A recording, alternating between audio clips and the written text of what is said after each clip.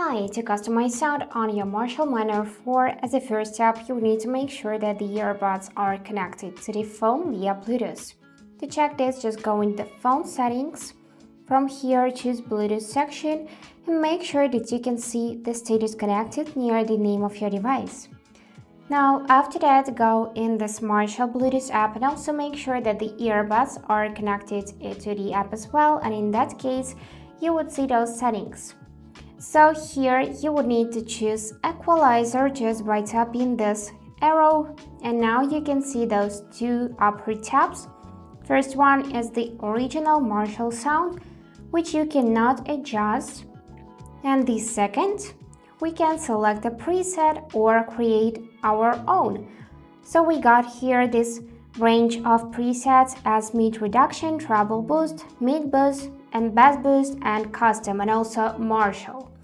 So bass boost is low frequencies.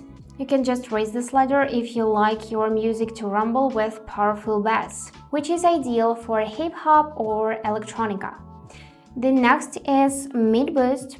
Move the slider if you wanna hear vocals or instruments in rock and pop music better. And treble boost. This is responsible for clarity and brightness.